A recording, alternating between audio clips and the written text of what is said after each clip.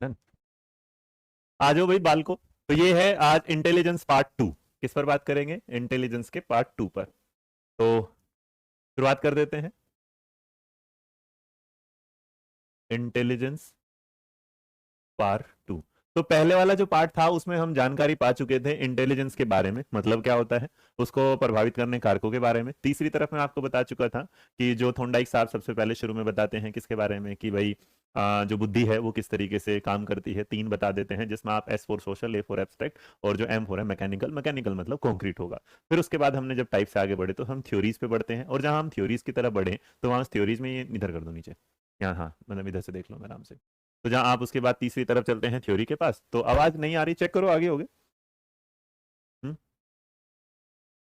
आवाज वगैरह चेक करो, फिर एकदम शुरू कर दे रहे हैं हम, है ना। अब हम इसमें दो, आप थ्योरीज ऑफ इंटेलिजेंस थ्योरी के 2 पार्ट ऑलरेडी आप मेरे साथ क्या है पढ़ चुके हैं।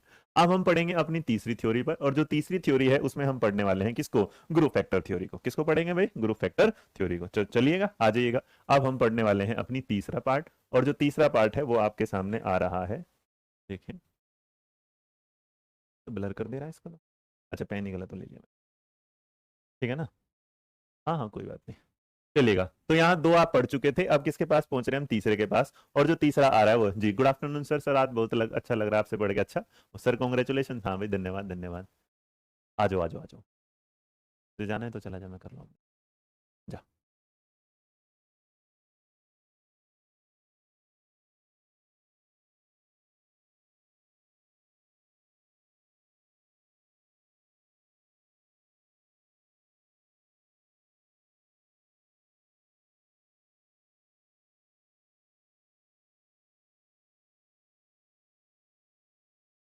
हम्म।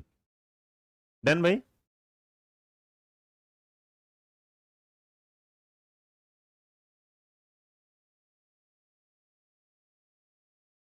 बहुत बढ़िया, यहाँ तक हम सर लाइव चल रहा है। हाँ बेटा लाइव चल रहा है मर्जीत। अब हम तीसरी तरफ पढ़ते हैं, जहां पर हम मिलते हैं किसके पास? ग्रुप फैक्टर थ्योरी के पास। तो जो ग्रुप फैक्टर थ्योरी है, अब जरा देखो, क्योंकि ग्रुप फैक्टर थ्योरी के बारे में जो बताने वाले हैं मैं, ये है हमारा क्या है, देखो। अगर इसको हिंदी में देखा जाएगा तो बोला जाए समूह कारक सिद्धांत। क्या बोला जाता है? समूह कारक सिद्धांत। अच्छा, समूह कारक अगर सिद्धांत आ गया तो एक बात तो कंफर्म है इस वाली बात के साथ, कि जहां समूह होगा वहां एक से क्या होगा? ज्यादा होगा। जहां समूह होगा वो एक से क्या होगा? ज्यादा होगा। धन्यवाद धन्यवाद, पार्टी भी देंगे आज हो जरा, है ना। तो जब आप इस पर बात करते हैं यहाँ, तो इस पर बात समझनी पड़ेगी। समूह, तो समूह मेरे बच्चे क्या होगा? मोर देन वन होगा, कभी एक तो हो नहीं सकता। तो मोर देन क्या होता है? वन। अच्छा, मोर देन वन से अगर याद आ जाए तो मोर देन वन को आप अगर देखेंगे तो इसका मतलब यहाँ तो सवाल ये भी पूछ सकता है कि ग्रुप फैक्टर थ्योरी किन साहब ने दी। तो पहले याद रखना, इसको देने वाले थे थर्स्टन साहब। क्या नाम था उनका? थर्स्टन। और जो थर्स्टन साहब थे, THRUSTONE। तो अगर आपके सामने ये वाली स्पेलिंग ऐसे है तो ऐसे लिखो THURSTONE। तो थर्स्टन साहब हमारे सामने आए और 1938 में उन्होंने इस थ्योरी को जन्म दिया। अब 1900 थ्योरी में जब इन्होंने जन्म दिया तो वो बोले कि देखिएगा, जो बुद्धि के कारक स्पीयरमैन कहता है कि भाई 2 या 3 से काम चलता है, वो कहता है ना, इससे 2 3 से तो काम नहीं चलेगा, इसमें क्या लाने पड़ेंगे? कुछ ज्यादा जुड़ेंगे। और ज्यादा जुड़ेंगे तो लोगों ने कहा भाई कि फिर कितने जुड़ेंगे? तो बोला कि भाई देख, स्पेयरमैन जो बोल रहा है वो तो बोल रहा है 2 से होगा, लेकिन मेरा दिमाग कह रहा है कि 2 से काम नहीं होगा। और उन्होंने क्या किया? स्पेयरमैन की बात को हटा दिया। कि फिर लोग बोले कि सर स्पेयरमैन तो 2 की जगह 3 भी बोल रहे हैं। कह रहा है अगर उसने 3 भी बोला है तो मेरा दिल 3 पे भी काम नहीं कर रहा, क्योंकि मुझे लगता है कि बुद्धि जो है और भी क्या है, हर चीज के साथ चलती है, और हर एक बुद्धि का अपना क्या होता है? कॉमन फैक्टर होता है। क्या होता है? कॉमन फैक्टर होता है। बट एक दूसरे से जो एक प्रधान जो कारक होता है वो एक दूसरे से भिन्न होता है। अब इसमें उसने क्या बोला किया होगा? तो इसने क्या हुआ, मोर देन वन था तो उसने मेरे बच्चे 7 बताए। इसने थर्स्टन साहब ने से ग्रुप में जो है कितने भेजा? 7 टाइप। और जो 7 टाइप है, इन 7 टाइप को उसने जो बोला है उसको बोला जाता है प्राइमरी मेंटल एबिलिटीज। क्या बोला जाता है? Primary mental ability. तो आपके सामने कोई ये पूछ सकता है कि पीएमए के बारे में किसने बताया? तो पीएमए के बारे में बताने वाले कौन साहब है? थर्स्टन साहब, जिसे क्या बोला जाएगा? प्राथमिक मानसिक योग्यता या योग्यताएं। तो आप देखो, यहां जब मैं आपको पढ़ाता हूं तो मैं 2 3 चीजें अलग क्यों बता देता हूं हर क्लास में नया, क्योंकि हर क्लास में जब आप पढ़ते जाएंगे तो कुछ ना कुछ क्या होगा? नया होगा। और जब नया होगा तो समझिएगा। तो अगर कोई पूछेगा कि थर्स्टन साहब ने कितनी प्राइमरी मेंटल एबिलिटीज बताई हैं, तो याद रखिएगा कितना होगा? 7 बताया। अब साथ में उन्होंने कहा कि सबके पास कोई ना कोई क्या होता है? कॉमन फैक्टर होता है। इन सातों के पास क्या होता है? 7 टाइप जो होते हैं, have a common factor. Have a common factor. सबके पास एक प्रधान, 7 जो टाइप हैं सातों के पास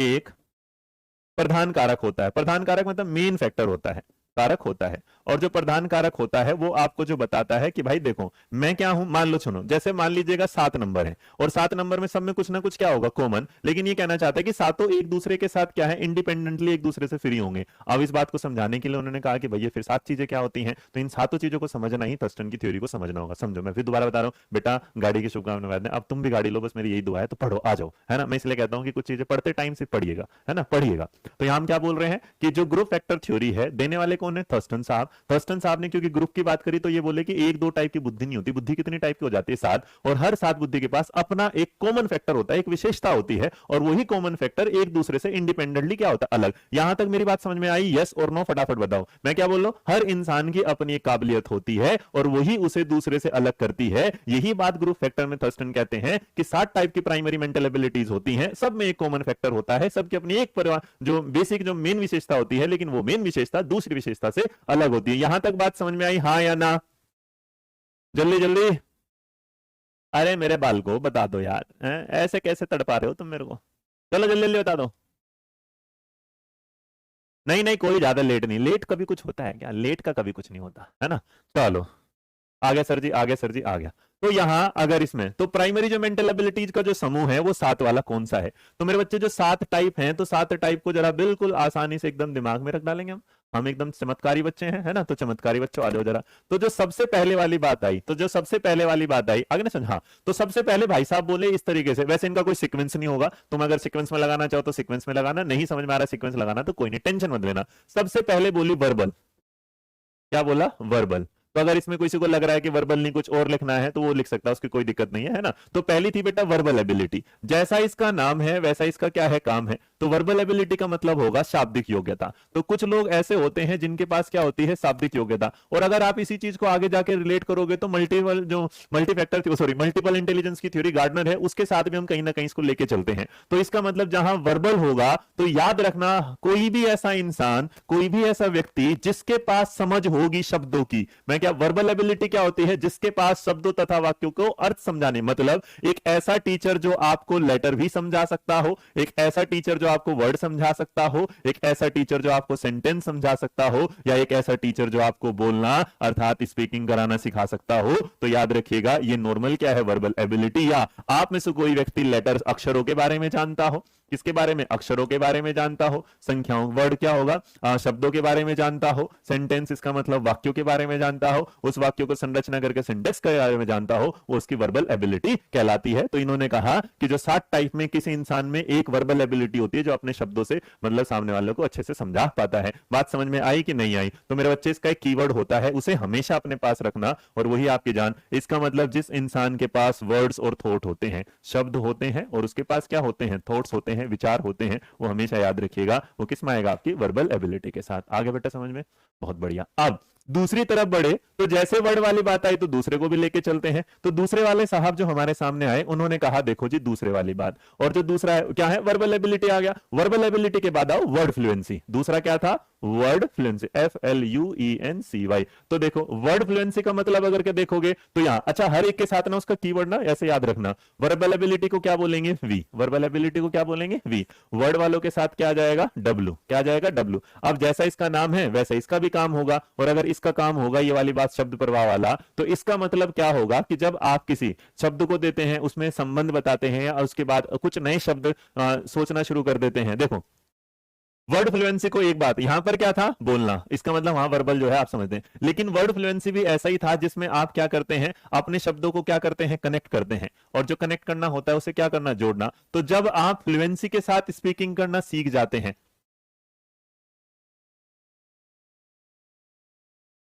शब्दों का सही जगह प्रयोग करना आप सीख जाए, है ना। फर्राटेदार बोलना, जैसे हिंदी में लिखेंगे इसे, फर्राटे, फर्राटेदार बोलना। देखो कितनी खतरनाक हिंदी कर ली मैंने तुम्हारे लिए अपनी। तो बेटा इसका मतलब बहुत सारे लोगों की जो भाषा होती है, वर्ड फ्लुएंसी होती है, वो क्या होती है, बढ़िया होती है। अब देखो वर्बल ने कहा शब्दों तथा वाक्यों का अर्थ समझना, यहां क्या समझेगा, वर्बल में क्या समझेगा वो, मीनिंग। इसका मतलब उसे क्या आ गया, मीनिंग समझना। तो अगर आप स्पीकिंग की जगह यहां पर ये वाली बात ज्यादा लिख दोगे मीनिंग, तो और ज्यादा आप लोगों को समझ में आ जाएगा। और कने कि मतलब पहली बार आपने क्या समझा, अर्थ समझा, और उस अर्थ को अब आपने क्या कर दिया, एक ना स्पीकिंग का नाम दे दिया। तो मुझे आज पहले पता चला कि एक वर्ड होता है एलीट, उस एलीट वर्ड को मैंने क्या कर दिया, बोलना। पहले हम उसे बोलते थे एलाइट, तो इसका मतलब आपके सामने एक वर्ड आया इलाइट, तो ये इलाइट होता नहीं। तो पहली बार तो हमने देखा इलाइट, तो वर्बल में इलाइट आया, लेकिन सामने वाले ने कहा नहीं ये इलाइट नहीं है, क्या है, एलीट है। और जब एलीट होगा तो कनेक्शन हो गया और उस वर्ड की फ्लुएंसी क्या कर जाती है, बढ़ जाती है। अब है ना सर, मेरे सर जी हम लोगों को समझ में आ गया, अरे ठीक है। तो अगर यहां तक आ गया तो यहां तक बन गई बात। अब इसके बाद किसी इंसान के अंदर आ जाता है, भाई तुम्हें शब्द मिले, तुमने उसको बोलना सीखा, लेकिन तुम तो ज्ञानी बालक, अगर ज्ञानी बालक तो और कुछ सोचोगे, तो तुम्हारे अंदर एक तीसरे नंबर की चीज भी डेवलप हो गई। और जो तीसरे नंबर की चीज डेवलप हुई, उसने आपके सामने एक नई चीज दे दी, जिसको आप बोलते हो तीसरे नंबर पर स्पेशल एबिलिटी। क्या बोल दोगे, स्पेशल, SPAT। अच्छा एक बात याद रखना, ये स्पेशल अलग है, SPATIAL। तो जो स्पेशल एबिलिटी होता है उसका मतलब होता है LITY, तो इसको बोला जाता है स्थानिक योग्यता। क्या होगा, स्थानिक योग्यता। अच्छा स्थानिक योग्यता को अगर और आसानी से समझना चाहते तो बस एक समझ लेना कि जब यहां पर बच्चा क्या करना शुरू कर देता है, इमेजिनेशन, है ना, इमेजिन करना।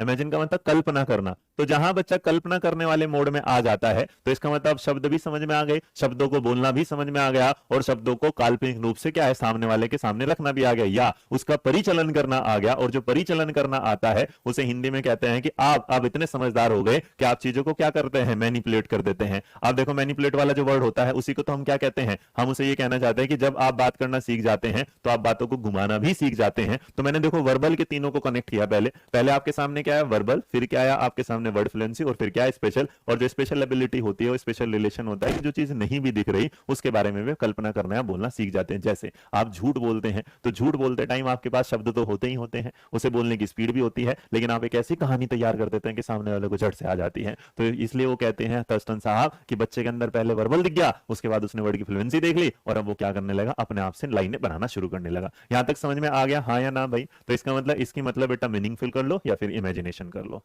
हाँ या ना भाई? क्लियर? चलो, अब जब 3 हो गए तो इसका मतलब ये बोला भाई अब 3 के बाद हमें चौथे की भी जरूरत है। तो जो नंबर 4 हम लोगों के सामने आया, तो 4 नंबर पर क्या हो गया, अब इसका मतलब भाषा वाला एक तरीके से हो गया काम खत्म। अब भाषा खत्म हो गया तो इसका मतलब इंसान बोलेगा तो भाई पैसे भी कमाएगा। क्या करेगा, पैसे भी कमाएगा। और अगर वो पैसे कमाएगा तो इसके अंदर एक फैक्टर आता है जिसे नंबर। लेकिन आप ना बेटा याद रखना है, नंबर नहीं होगा, इसको क्या बोला है, न्यूमेरिकल बोला जाए, है ना, क्या बोला जाएगा, न्यूमेरिकल। बहुत बढ़िया, न्यूमेरिकल। तो जो न्यूमेरिकल एबिलिटी होती है, अब न्यूमेरिकल एबिलिटी का ABLITY, तो इसका मतलब क्या होगा, न्यूमेरिक का मतलब क्या होता है, सांख्य। तो जो इसको बोलेंगे क्या है, सांख्यिक योग्यता। अब सांख्यिक योग्यता तो अपने आप में ही बिल्कुल क्लियर कर देती है, क्योंकि नंबर होगा तो जो नंबर है इसका मतलब वहां संख्या है, और जहां संख्या है वहां क्या है, कैलकुलेशन है, गणना। क्या होगा, गणना करना। तो बहुत सारे लोग होते हैं जिन लोगों को अलग अलग CALCULATION। अब जब आप, हाँ बिल्कुल बेटा, फ्यूचर पर्सपेक्टिव है, पोइट है, बिल्कुल बिल्कुल। सूरज कुमार बेटा, स्टर्न के बारे में, थॉमसन के बारे में वो अलग चलते हैं, पहले एक एक करके सारी चीजें चल, पहले थ्योरी पढ़ेंगे, फिर इंटेलिजेंस के टेस्ट पढ़ेंगे, किसने कौन कौन सा दिया ये वाला। तो इसका मतलब अंक या जो नंबरों की होता है, तो एक टाइम जब आता है तो यहां पर हम इस बात को कहते हैं कि न्यूमेरिकल एबिलिटी कहती है कोई ऐसा इंसान जिसमें क्या होता है, संख्या का ज्ञान हो जाए, वो नंबरों को बढ़िया से। तो आप एक तरीके से कह सकते हैं कि न्यूमेरिकल एबिलिटी उन लोगों में होती है जिनमें जो लोग क्या होते हैं, मैथ्स के क्या होते हैं, टीचर होते हैं। या आपने कई बार देखा होगा जो फाइनेंस वाले होते हैं, फाइनेंसर छोड़ो बस, तो मैथ टीचर लिख लो, टीचिंग से जुड़ा हुआ। तो फाइनेंसर जो होता है या मैथ टीचर जो होता है, इनके पास न्यूमेरिकल एबिलिटी होती है सबसे ज्यादा। क्लियर भाई? अच्छा, न्यूमेरिकल एबिलिटी जब आप पा लेते हैं, तो न्यूमेरिकल एबिलिटी के साथ साथ आप में एक एबिलिटी और थर्स्टन साहब कहते हैं कि देखो भाई 4 नंबर तो तुमने पा लिया, लेकिन एक जो 5 नंबर है न्यूमेरिकल के बाद ना, तुम क्या करते हो, चीजों में ना तर्क लगाना शुरू करते हो। और जब तर्क लगाना शुरू करते हो तो आप क्या करते हो, रीजनिंग लगाते हो। क्या लगाते हो, रीजनिंग एबिलिटी। तो जो रीजनिंग एबिलिटी होती है उसके बारे में जब भाई साहब बताने लगे, तो इसको क्या बोला जाएगा, तर्क शक्ति योग्यता। क्या बोला जाता है, तर्क शक्ति योग्यता। अब जब तर्क शक्ति योग्यता के बारे में आपके सामने आएगा, तो आपने देखा होगा कि बहुत सारी इंसान जो होंगे, सर दूसरा का हिंदी, दूसरा हिंदी कौन सा नहीं मिला बेटा, लड़की है, कमाली कर दी है ना, सारी की सारी मतलब एक दो रहने भी दिया करो, है अगर हिंदी बाई चांस तुम्हारा भाई भूल जाए तो तुम तो जान ले लोगे। इसको बोला जाता है हिंदी में शब्द प्रवाह। क्या बोला जाता है, शब्द प्रवाह। पर गलत बात है, तुम मेरे साथ धोखा करते हो। हाँ चलो खैर कोई बात नहीं। यहाँ तो हमने क्या बोला, रीजनिंग एबिलिटी वाली बात। अच्छा, रीजनिंग एबिलिटी वाली बात जो बात करेंगे तो रीजनिंग के एबिलिटी वाले क्या होगा, अब क्या होगा कि आपके सामने कुछ चीजें छिपी होंगी और छिपी हुई चीजों को आप क्या कर दोगे, फाइंड आउट कर दोगे। या आपके सामने कोई आया और झूठ बोल रहा है और आपने पता चल गया झूठ बोल रहा है, तो आप दिमाग लगाओगे यार ये झूठ क्यों बोल रहा है ना। अब ये सोच रहा है कि अच्छा अच्छा ये जो रूल बना होगा ये क्यों, मतलब H2O जो भाई पानी बना होगा तो वो H2O के साथ ही क्यों मिला, HPO के साथ क्यों नहीं मिला, H3O के साथ नहीं लगा इसका अंदर। सूरज कुमार बेटा मेरी आवाज नहीं सुन पा रहा, स्टर्न नहीं होता स्टर्न है ना, स्टर्न के बारे में बताएंगे, चिंता मत कर, स्टर्न टर्बन सब कुछ खोलेगा तेरा भाई, पैर तो ले यार है, ध्यान दे। पागल, इतनी मेहनत से बुद्धि पढ़ा रहा हूँ, भगवान की दी गई इतनी बुद्धि है, फिर भी देखो कितने बुरे दिन चल रहे की बुद्धि पढ़ रहे हैं हम लोग। तुम्हें लग रहा है तुम्हारे पास बुद्धि की कमी है, नहीं ना, हाँ तुम समझदार हो, चलो फिर भी बुद्धि पढ़ेंगे। तो अगर इसके बाद हम बात करें रीजनिंग वाली, तो रीजनिंग में तो बेटा एक ही बात याद रखना कि आप जब कोई आपके सामने सवाल रखेगा तो आप चीजों को ऐसे नहीं मानने कि जिसने जो बोल दिया हो गया, अब आप उसमें क्या लगाएंगे, लॉजिक। तो जब आप किसी चीज में तर्क लगाना शुरू कर देते हैं तो बहुत सारे इंसान ना, आप सवाल पूछे तो पूछेगा ऐसा क्यों हुआ, इसके बारे में क्या हुआ, इसके बारे में क्या पूछेगा, बात पूछेगा। तो जो वाक्यों के समूह और अक्षरों के समूह में छिपे जो नियम होते हैं, जब आप उन्हें खोज लाते हैं तो उसका मतलब उस इंसान के पास रीजनिंग एबिलिटी, या उसे हम क्या बोलते हैं, आर। यहां पर क्या निकलेगा, आर, यहां पर क्या निकलेगा, एन। तो अब जरा समझ लीजिएगा रीजनिंग एबिलिटी वाली बात, कि जैसे आपने बहुत सारी चीज, जैसे साइंटिस्ट लोग होते हैं वो हर चीज के पीछे क्या लगाते हैं, लॉजिक लगाते हैं, हर चीज के पीछे क्या लगाते हैं, रीजनिंग लगाते हैं। क्लियर बेटा, आगे यहां तक बात, कोई दिक्कत परेशानी, यस और नो हो तो बताओ। डन।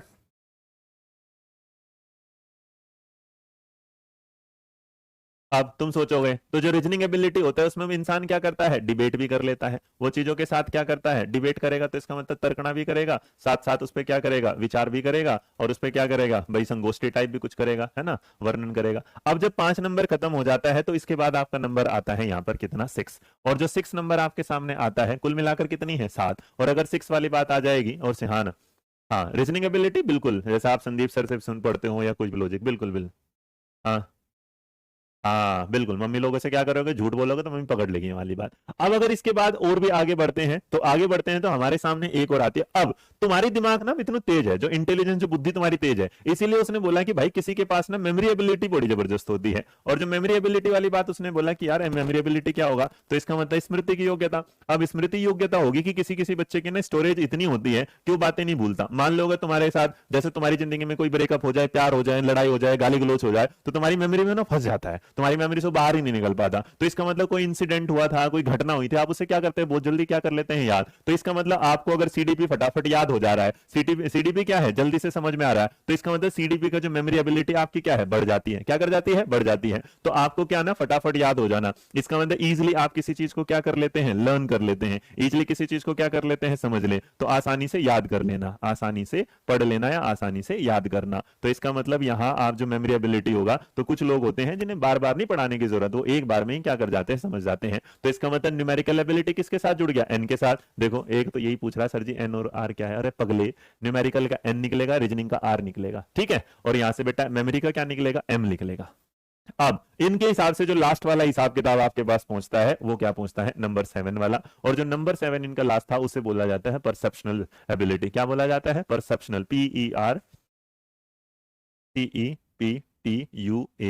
Perceptual ability. और परसेप्शनल एबिलिटी वाले लोग होते हैं बड़े खतरनाक, क्योंकि ये क्या कर लेते हैं, किसी इंसान के बारे में प्रत्यक्षीकरण या प्रत्यक्षकरण, प्रत्यक्षण। अब देखो कि तुमने क्या कर लिया, मेरे बारे में एक क्या बना लिया, परसेप्शन बना लिया। और जो परसेप्शन बना लिया, हाँ sir reasoning ability comes under memory, बेटा वो तो रीजनिंग क्या होता है, याद नहीं होती। रीजनिंग क्या होता है, इंस्टेंट होती है। रीजनिंग प्रेजेंट में होती है, कभी पास्ट या फ्यूचर में नहीं होती। अब इसके बाद अगर आप बढ़ते हैं परसेप्शन वाली बात, तो परसेप्शन में कहती है कि जैसे आप किसी चीज के बारे में क्या लगा लेते हो, सोच लेते हो, ध्यान। अब परसेप्शन कहता है कि आपके सामने कुछ चीजें आई और आपने उसको क्या कर लिया, पहचान लिया। तो इसका मतलब रिकॉग्नाइजेशन,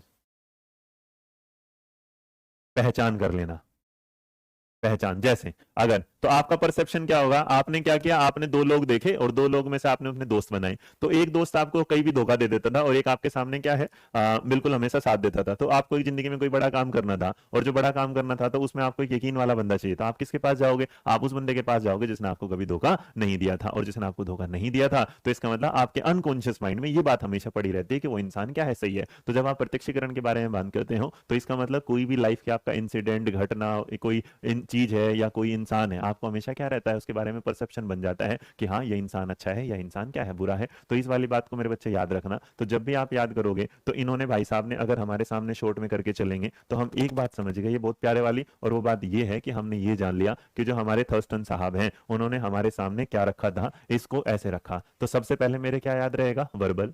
दूसरा मेरा क्या रहेगा, वर्ड। तीसरा वाला मेरा क्या रहेगा, स्पेशल। एक तो ये हो गया। तीसरा जो उसके बाद आएगा, यहाँ पर एस के बाद हमारे सामने क्या आएगा, एन। एन के बाद जो हमारे सामने क्या आएगा, आर। आर के बाद मेरे सामने क्या आएगा, एम। और जो एम के बाद है उसके बाद क्या आएगा, पी। अब देखो आप इसे अगर याद करोगे तो ये कैसे याद रहेगा, है ना। हाँ, वो वहीं से ना रुका, मेरे पास आ गया। क्या याद रखोगे मेरे बच्चे, वो वहीं, मैंने एस भी कर सकते हो, स्टे भी कर सकते थे, लेकिन नॉर्मल याद रखें, वो वहीं से ना रुका, मेरे पास आ गया, कि कोई इंसान था जो किसी के पास गया और वहां, है ना। अब अमन बेटा ये तो थोड़ा सा दिमाग लगाना पड़ेगा मेरे बच्चे। अब देखो मैं तो ट्रिक में इसलिए दे देता हूं कि बस आप चीजों को आसानी से समझ लें। तो हम ये क्या कह रहे हैं, वो वहीं से ना रुका, मेरे पास आ गया। तो जब आप बात करेंगे तो यहां हमने क्या किया, वी फोर क्या था, वर्बल। डब्ल्यू फोर क्या है, वर्ड। एस फोर क्या है, स्पेशल। एन फोर क्या है, नंबर। आर फोर क्या है, रीजनिंग। एम फोर क्या है, मेमोरी। पी फोर क्या है, परसेप्शनल। अब जरा समझो। सबसे पहले थर्स्टन साहब ने कहा कि इंसान के पास एक कॉमन फैक्टर होता है हर इंसान के। जैसे आपको समझ नहीं आया तो हम ये कह सकते हैं कि आपके पास वो जो अभी जो स्पेशल थिंकिंग वाला पार्ट है वो आपके पास क्या है, कम। किसी को समझ में आ गया तो हम करेंगे स्पेशल पार्ट वाला क्या है उसके पास ज्यादा। अब तो हम ये कहते हैं कि जब उन्होंने कहा तो उन्होंने बुद्धि को कितने ग्रुप में बांटा, 7। और जो 7 ग्रुप में बटा, उन 7 ग्रुप में पहला क्या है, वर्बल। तो किसी के विचार आना क्या है, वर्बल है। उस वर्बल को हम आगे लेके चाहते हैं डब्लू, तो उसे आप अपने शब्दों में बयान कर पाते हैं, वो क्या, वर्ड फ्लुएंसी। जब आप उसे अपने शब्दों में बयान कर पाते हैं तो आप उसके बारे में जब आगे सोचना शुरू कर देंगे, वो क्या हो जाए, स्पेशल। स्पेशल करने के बाद आपके पास एक नंबर ज्ञान आता है कि आपके पास क्या, संख्याओं को समझना, कैलकुलेशन करना। इसका मतलब क्या होगा, नंबर ज्ञान। अब जब नंबर ज्ञान हो जाएगा तो कौन सा नंबर कहाँ यूज करना है उसमें अगर आप दिमाग लगने लगे, और जो चीज आपके पास नहीं है तो उसे भी सोच पा रहे हैं, वो आपकी क्या लगने लगी, रीजनिंग। या दो चीजें आई और दो चीजों में आप ये कंपेयर करने लगे कौन अच्छा है कौन क्या है बुरा। उसके बाद जो आपने समझ लिया तो आपकी मेमोरी जो एबिलिटी है, तो कुछ लोग ऐसे होते हैं जो चीजों को क्या है ज्यादा टाइम के लिए और कम टाइम से क्या कर लेते हैं यार, और किसी के बारे में आपका परसेप्शन बनना या उसके बारे में विचार बनना कि कौन कैसा है और कौन किस तरीके से हमारी जिंदगी में काम करता है, अच्छे तरीके से बुरे तरीके से, वो है हमारा परसेप्शनल। आगे समझ में, हाँ या ना। बड़े दिनों बाद दिखाए रंजना जी, हाँ। क्या बना लिया, बन गया, डन, हाँ या ना। आ गया भाई समझ में। अरे अब तो बोल दो हाँ या ना।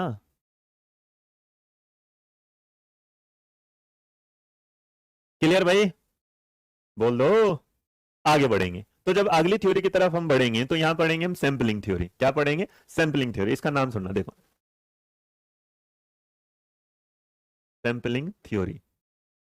अच्छा, जो सैंपलिंग थ्योरी है, तो सैंपलिंग थ्योरी को जो बोला जाता है, इसको बोला जाता है बेटा प्रतिदृश। क्या बोला जाता है, प्रतिदृश सिद्धांत। अब जो प्रतिदर्श सिद्धांत होता है इसका मतलब ये होता है, देखो तो प्रतिदर्श जो सिद्धांत है, yes sir, understood understood, done done done done, सबका डन आ गया, बहुत बढ़िया। अब ये जो देने वाले साहब थे इनका नाम था थॉमसन। इनका नाम क्या था, थॉमसन। अब जब थॉमसन साहब आए तो थॉमसन साहब ने भी अपना कुछ दिमाग लगाना शुरू किया कि भाई बताओ जरा ये सैंपलिंग थ्योरी क्या होती है। अब जब सैंपलिंग थ्योरी पे आया तो sampling is like a sample. Sample का जो सिद्धांत है, अगर कोई पूछेगा कब आया था, तो ये दिया था 1916 में, 1916 में। तो ये थ्योरी, सैंपलिंग जो थ्योरी थी, थॉमसन साहब ने कब दी थी, 1916 में दी थी। अब 1916 में ये भाई साहब बोले कि सैंपल देखो, तो आप ना क्या करते हो, जैसे आप लोग घर पे चाय बनाते हो, तो जब आप चाय बना लेते हो, यार हमें तो ठंडी चाय मिली है, तो बहुत बहुत धोखेबाजी हो रही है मेरे साथ। कोई है, माइकल। ये तो भाग्य यहां मिले भी नहीं, बताओ भाई।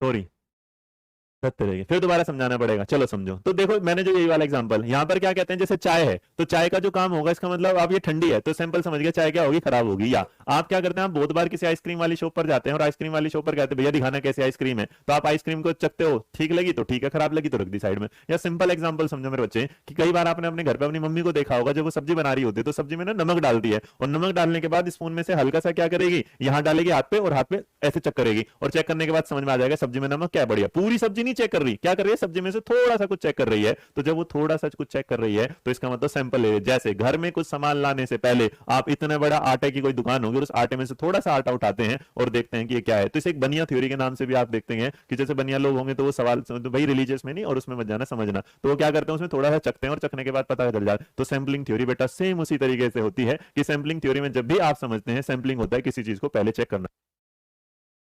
तो यहां अब आपने क्या करा, इसमें से अब आप घर में कुछ सामान लेने गए और आपने क्या किया, ये सिद्धांत दिया। और एक बात और याद रखिएगा, सैंपलिंग थ्योरी जो थी, तो सैंपलिंग थ्योरी किसने दी थी, उसने, थॉमसन ने। लेकिन सैंपलिंग थ्योरी में से मेरे बच्चे ऐसे याद रखना, और वो क्या है, स्पीयरमैन। क्या याद करोगे, स्पीयरमैन। तो याद रखना थॉमसन ने स्पीयरमैन की थ्योरी को क्रिटिसाइज किया था।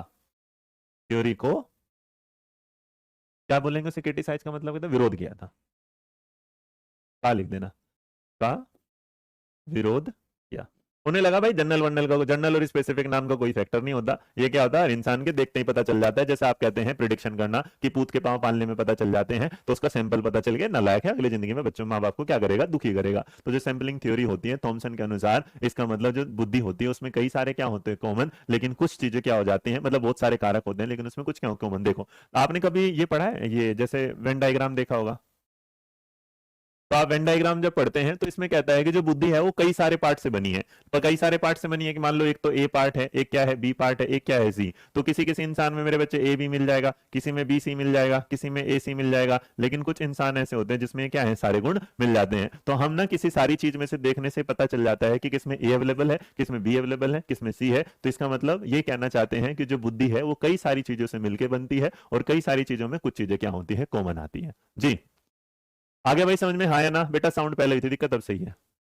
तो सैंपलिंग थ्योरी का बस एक ही मकसद याद रखना, सैंपलिंग थ्योरी को क्रिटिसाइज किसने किया था, स्पीयरमैन की थ्योरी को किसने क्रिटिसाइज किया, थॉमसन ने। और थॉमसन ने अपनी थ्योरी दी, उसका नाम क्या हुआ, सैंपलिंग थ्योरी। सैंपलिंग थ्योरी कब आई थी, 1916 में। ये कहते हैं कि भाई एक बात दिमाग में रखना कि हर जो बुद्धि है वो कई फैक्टरों से मिलकर बनी है, लेकिन किसी किसी के पास ही कॉमन फैक्टर होते हैं। जी तो जैसे आप अगर देखते हैं एकदम इसका जो सबसे बेस्ट होगा सिंपल एग्जांपल, जैसे मैंने आपको बना दिया खाना बनाना, खाना बनाने से पहले चखना, तो आप इसे ये कह सकते हैं, जैसे आप अगर किसी बच्चे का मान लीजिएगा उसको नीट में एडमिशन लेना है, किसमें लेना है, नीट में, तो आप नीट से पहले उसका क्या लेते हैं, एक टेस्ट लेते हैं। तो जो टेस्ट लेते हैं उसमें उसके नंबर बता देते हैं, इसको कौन सा सब्जेक्ट आता है कौन सा नहीं। या आप इसे इस तरीके से समझ सकते हैं, जैसे आप बीमार हो जाते हैं और बीमार होने के बाद डॉक्टर आपसे कहता है कि आप क्या करा लो, ब्लड टेस्ट करा लो। तो ब्लड टेस्ट में तुम अपना पूरा का पूरा खून थोड़ी ना दान कर देते होंगे, तो उस खून को जरा सा लिखने का मतलब वो आपका ब्लड का क्या लेते हैं, सैंपल। तो इसलिए याद रखिएगा इस बात के साथ हमेशा भाई और बहनों कि ब्लड टेस्ट लेना इसका मतलब सैंपलिंग थ्योरी का एक सिंपल सा एग्जांपल है। आ गए समझ में बाबू, हाँ कि ना, आगे बढ़े, चलो आक्रमण। अब जब थॉमसन का हो गया सैंपल खत्म, तो उसके बाद आया ये वाली बात जो आ गया यहां थॉर्नडाइक का। और थॉर्नडाइक के साथ अगर दिक्कत हो गई तो थॉर्नडाइक बोला क्रिटिसाइज मतलब आलोचना, हाँ जी विरोध आलोचना जो भी आप लिखना चाहें लिख लेगा बिल्कुल। अब इसके बाद एक साहब आए जिन्होंने हमें दिया एक फैक्टर नहीं, ये क्या दिया, मल्टी फैक्टर थ्योरी। क्या बोला भाई, मल्टी फैक्टर थ्योरी।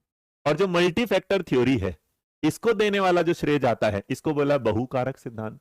क्या बोला जाएगा, बहुकारक सिद्धांत। अब जब बहुकारक सिद्धांत के बारे में बात होने लगी तो बहुकारक सिद्धांत के बारे में आई। सर आवाज आ रही बेटा, हो गया होगा है ना, हाँ आवाज आ रही होगी, देखो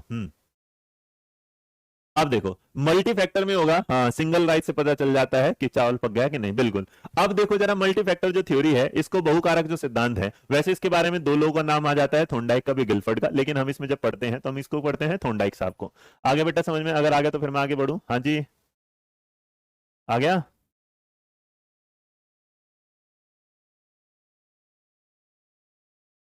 हाँ। तो मल्टी फैक्टर जो थ्योरी है ये जो गिवन बाय है ये तो आपको सब जानते हैं, थॉर्नडाइक। चलो फटाफट एक बात बताओ, गलती है कि सही है, सही लिख रहा गलत लिख रहा,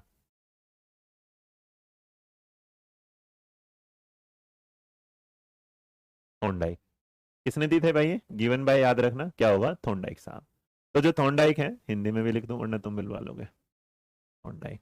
तो थॉर्नडाइक बोलते हैं कि जो बुद्धि है वो क्या है, आगे आगे आगे आ गया। हाँ, डेमो या टेस्ट ही क्या कहलाएगा, सैंपलिंग। बहुत बढ़िया।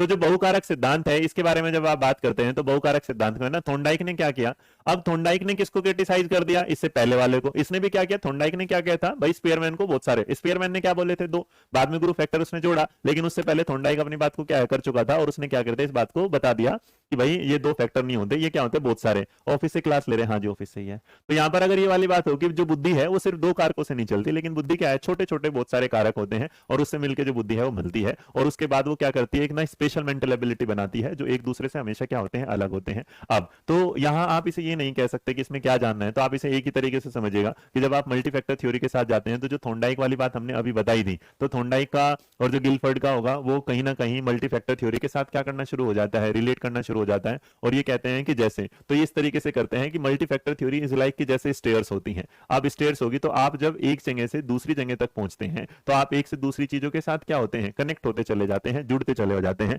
तो इसका मतलब इन्होंने कहा कि कोई उन दो कारक इसका काम नहीं करेंगे, आप क्या करते हैं, जो आप कई सारे जो फैक्टर होंगे वो मिलकर क्या करते हैं, एक नई चीज का निर्माण करते हैं। मतलब आप ये कह सकते हैं कि आपने क्या किया, आपने अगर एक लेडर बनानी है, सीढ़ी बनानी है, तो आप इस सीढ़ी में ना क्या कई सारी चीजें क्या है जोड़कर उसे आगे बढ़ाएंगे जी। अब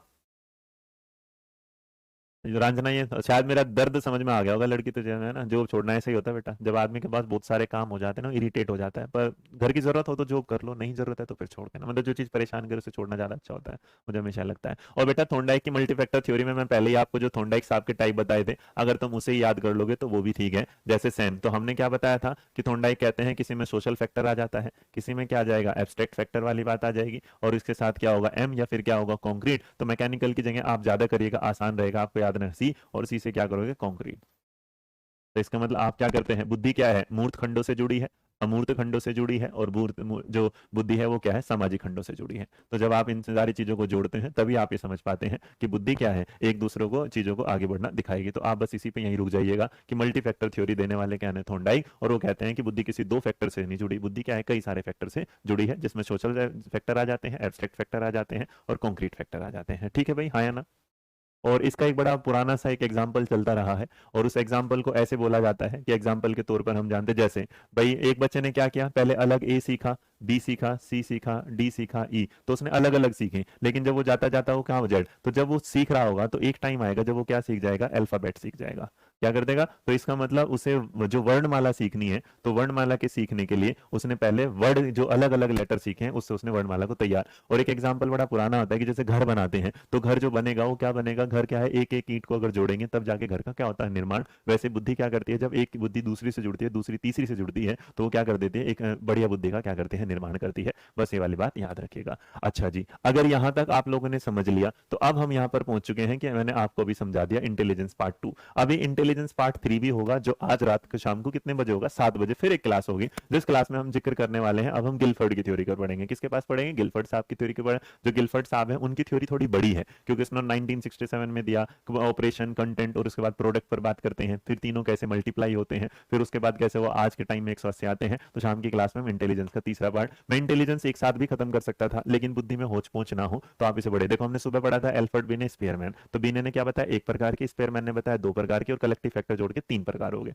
उसके बाद हम किसके पास पहुंच गए, हम पहुंच गए हैं किसके पास, क्या बोलते हैं अपने उनके पास, अरे पहला नाम क्या था, देखो देखो नाक से निकल गया ना, थर्स्टन साहब के साथ। तो थर्स्टन साहब के साथ हम जब पहुंचते हैं तो वहां पर हमने देखा कि बुद्धि जो है वो एक नहीं, बुद्धि क्या है, लगभग 7 तरीकों से काम करती है। और जब वो 7 तरीकों से काम करती है तो 7 तरीकों से काम करने में हमने जाना कि जो पहला है वो क्या है, वर्बल तरीका है, उसके बाद हमने जाना उसका क्या है, वर्ड फ्लुएंसी है, उसके बाद हमने जाना स्पेशल है, उसके बाद हमने उनके साथ जाना फिर क्या कहलाएगा, न्यूमेरिकल वाला आया, न्यूमेरिकल के बाद हमने क्या लगाया, रीजनिंग लगाया, रीजनिंग के बाद हमने क्या लगाया, मेमोरी लगाई, मेमोरी के बाद हम परसेप्शन पर पहुंचे। और उसके बाद हम जब आगे बढ़ते हैं तो हमने देखा सैम्पलिंग थ्योरी। सैम्पलिंग थ्योरी में जो थॉमसन साहब हैं वो कहते हैं कि किसी चीज के बारे में जानकारी प्राप्त करने के लिए कोई दो फैक्टर की जरूरत नहीं है, अगर आप उसके एक बेसिक से पार्ट को भी समझ लेंगे तो आपको एक पर्टिकुलर आइडिया मिल जाता है। जैसे ब्लड टेस्ट के बारे में, आप जब किसी का ब्लड लेते हैं तो आपको पता चल जाता है उसके अंदर बीमारी क्या होगा। ठीक है बेटा, सब रेणु सहरावत ये डीप नहीं है। ये देखो एक बात और बताऊं, हम जब ये कहते हैं ना इतना आएगा उतना आएगा, तो हम अपने आप को कमजोर बनाते हैं। हम मैक्सिमम पढ़ेंगे, जितना भी आएगा उसमें से आएगा। ठीक है, वो क्लास बेटा गुरुमीत 7 बजे वाली पे क्या होगी, ऑनलाइन होगी। ठीक है भाई, तो इंटेलिजेंस पार्ट 2 भी आपके पास आ जाएगा। कैसा रहा भाई, कुछ समझ में आ रहा कि नहीं आ रहा है भाई बाल को मेरे? तुम ऐसे खुश रहते हो ना मेरे साथ, बस तुम्हें ऐसा मन करता रहता है कि हाँ मैं पूरा दिन तुम लोगों के साथ क्लास लेता रहूं, ऐसे तुम खुश रहते हो ना। हाँ मैं अर्पित देख लेता हूँ बेटा, मैंने देखा नहीं। किनको बेटा मोना मलिक, जिन्होंने एक्सप्लेनेशन नहीं देखी, मोना वो पार्ट 1 देखना बेटा, पार्ट 1 देखना, मैं पार्ट 1 में ऑलरेडी एक्सप्लेनेशन दे चुका हूँ, ये रहा। आपने क्या होगा, सुबह वाला पार्ट नहीं देखा होगा ना, ये रहा बेटा, सुबह मैंने सबसे पहले जो क्लियर करा है टाइप ऑफ, उसमें जब जाओगे तो हम वहां पर आप देखिएगा, वहां पर मैंने इस चीज को क्या कर रखा है ऑलरेडी आपके सामने दिया हुआ है और बताया हुआ है कि जो पार्ट है उसके बारे में क्या क्या बोलते हैं। तो 7 बजे फिर क्लास होगी, हाँ लगातार कई सारी क्लासेज हैं वो चलती रहेंगी आपकी, ठीक है। चलो आज के लिए फिर इतना ही, मिलेंगे आपसे फिर बाद में, तब तक खुश रहो, दूसरी क्लास उसमें देख, सब समझ में आ गया ना, ठीक है।